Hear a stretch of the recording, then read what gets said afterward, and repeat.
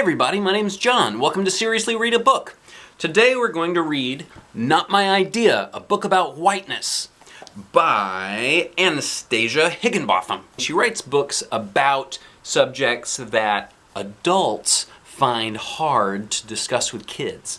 So this is what they call like a foreword or a dedication. In a 1993 interview, Toni Morrison said about racism in America, white people have a very, very serious problem and they should start thinking about what they can do about it. She added, "Take me out of it." Those words landed in me as a direct command. I made this book for my own white sons with help from their teachers and mine. It's dedicated to the Brooklyn Free School where my family was first called upon to engage with whiteness in order to dismantle white supremacy. Also, this book is written to start a conversation in your family. Feel free to watch this video and leave in the comments, like, what do you think of it? What do you think of these ideas? I have my own thoughts, but I'm really interested in yours. Okay, here we go. When grown-ups try to hide scary things from kids, oh no, not again. Oh, and look at what she's looking at over here. Can you tell what that is? Yeah, it looks like a hand holding a gun. What? Mom, what? Not again, says a little girl. It's usually because they're scared too. Who is that with their hands up? Why is that policeman screaming at him? Bang, bang, bang, bang, bang. Wow, how do you imagine she's feeling there? I guess she's looking at the TV seeing that. They want to bury the truth. Can you tell what that hand is about to hit there? Yeah, it looks like the power button on a remote control to me. You don't need to worry about this. You're safe. Understand? Little girl's thinking, no. Our family is kind to everyone. We don't see color. Deep down, we all know. Color matters. Oh, and look at what the little girl's drawing. Can you see that? Yeah, what is that?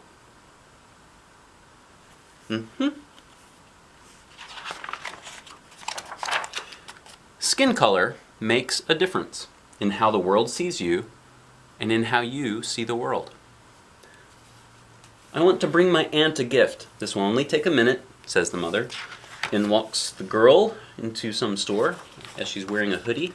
It makes a difference in how much trouble seems to find you or let you be. Now this is interesting. You have a security guard here. There are two kids.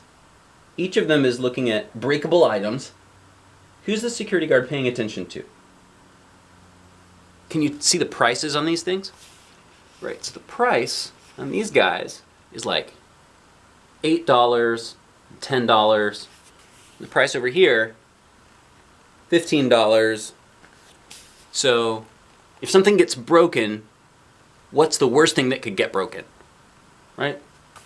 These guys. But where's the security guard looking? Yeah. In stores, in cars, on sidewalks, at school, your skin color affects the most ordinary daily experiences, including, oh, yeah. Tell what's going on there. Looks like she's quite happy, and there's some policemen in the background. She's sort of playing a game or something, not even noticing the cops really. Including which neighborhoods welcome you and which ones don't. So relieved you got here safely. Looks like a grandmother character. Why wouldn't we? The protests. They're blocking the road, says some fellow from an armchair. I'm guessing it's a grandfather. Marchers came to demand justice for the unarmed African American. They demand an end to killings across the nation, part of a shameful pattern that has claimed the lives particularly of young men of color. Marchers referenced past victims and a video taken by a bystander, says the TV. Breaking news, family speaks out on police shooting. Yeah, what do you think's happening there?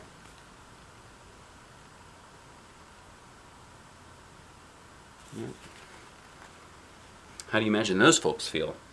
You may get the message that racism is happening only to black and brown people.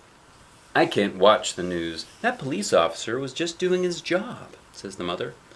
Racism is a white person's problem, and we are all caught up in it. Mostly by refusing to look at it. You can face this. Come away from the TV now. Look, I made your favorite. Oh, and there's her favorite. Look at that. Brownies. Ha ha. Oh, and look, this is a nice home, right? Like, this is a good home where people love each other. Like, bless this mess. There's a cross there. You have apples out. Racial justice. We must step up, says something on the TV.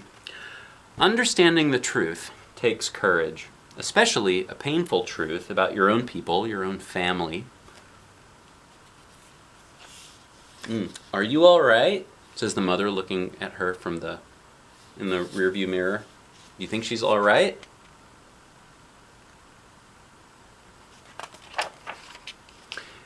Even people you love may behave in ways that show they think they are the good ones.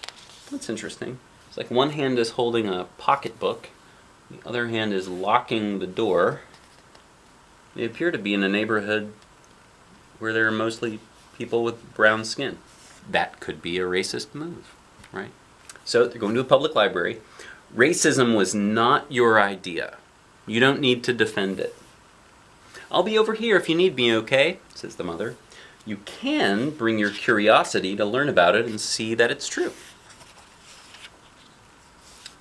Going down the steps, she sees a book called Our Shared History. In the United States of America, white people have committed outrageous crimes against black people for 400 years. All along, every step of the way, people who love justice and love each other have been fighting back. Many white people did things they never should have done. Denied opportunity, there was bank loan denied. Notice of eviction, that's where you kick someone out of a house. Denied housing. Denied voting rights. Voter registration tests. They used to give these to people who they knew couldn't pass them, so that to make sure that they couldn't vote. Right? Those policies were targeted at people mostly who were African American, to make sure that African Americans couldn't vote. Many other white people failed to see the problem with this. They exploited the love and labor of black women. Yes, ma'am, says a brown-skinned lady holding a white kid. Isn't that interesting? Little white kids clothed with dollar bills. There. Yeah. These choices put wealth and power into white hands, homes, and neighborhoods. Right, so the systems for getting loans, having a home, and voting have been rigged against black folks and for people who have skin that looks like mine. Yeah, in the United States. Some white people joined the leaders of black liberation. Angelina Grimke and Sarah Grimke, abolitionists, suffragists, sisters. Julian Bond and members of the Student Nonviolent Coordinating Committee, 1963.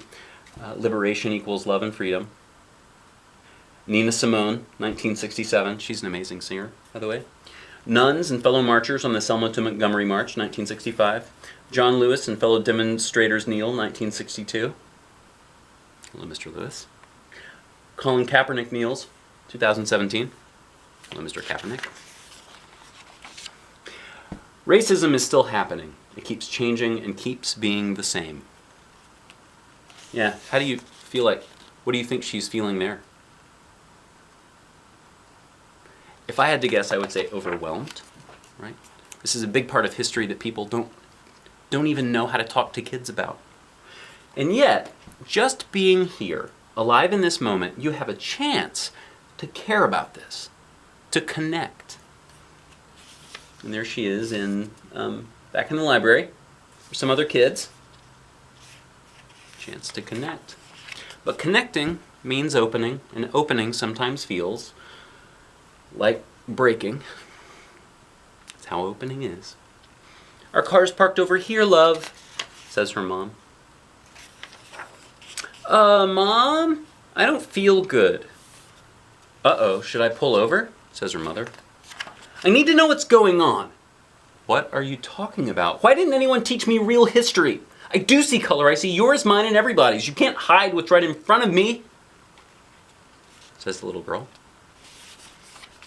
I know that what that police officer did was wrong, she says as her mother's driving. Go with your instincts on this one. Racial justice is possible. Okay, geez, you don't have to yell. But only if we're honest with each other and ourselves. I see a playground over there. Want to get some air? Yes! She runs over. She's playing. There's some more kids. Your history's not all written yet. What do you want it to say? The end. And then, because Anastasia Higginbotham is fun and creates little things at the ends of her books, here are some activities. Want to know whose liberation you're fighting for? Your own. White supremacy has been lying to kids for centuries. White supremacy is pretend. The truth is much simpler.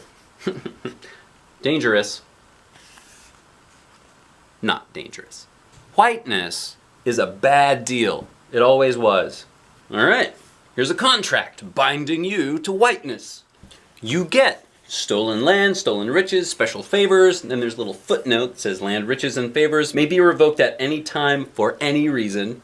Whiteness gets to mess endlessly with the lives of your friends, neighbors, loved ones, and all fellow humans of color for the purpose of profit. The only price is your soul. Sign below.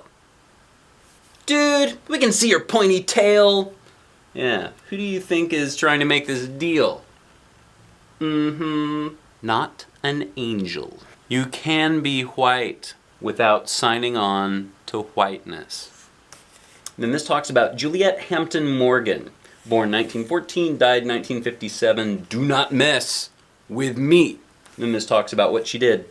She was a white librarian who fought for racial justice in Montgomery, Alabama. When Juliet was riding the bus and the white driver would refuse to pick up a black bus rider even after he collected their fare, this was common, by the way, Juliet would pull the emergency cord and raise HE double hockey sticks until the driver did his job. This was an act of love for herself and for the community to which she belonged. What she did is called disrupting white supremacy. Grow justice. This is something you can do. Inside yourself like a bean sprout in a milk carton. What if it dies? Plant it again. Never stop planting justice. And earlier in the book, I don't know if you remember, she says that justice is love plus compassion. And oftentimes it comes with some action. A strong internal sense of justice will not fail you, even when a lack of justice in the world does. Innocence is overrated. Knowledge is power. And it says, color this in. So you guys could get this book and color that in. Or feel free to create a giant banner and write knowledge is power and hang it in your bedroom. Knowledge is power. Get some, grow wise, make history. Make history, y'all. And then this talks about Anastasia. Her books about ordinary terrible things tell stories of children who navigate trouble with their senses sharp and souls intact. And that's my hope for you, that you can do that too. Help may come from family, counselors, teachers, and dreams, but it's the children who find their own way through. Anastasia has been making books by hand her whole life as a way to cope with change and grow. You can too. So not only can you read books, not only can you watch some dude reading you a book on YouTube, you can make books. Feel free to make one. If you make one, will you let me know? I'd love to see it. And that's it. This is Not My Idea, a book about whiteness written and illustrated by Anastasia Higginbotham. Y'all, if you like this book, like, subscribe, click the bell, and if you loved it, pass this video along to someone you love. My name's John. This is Seriously Read a Book.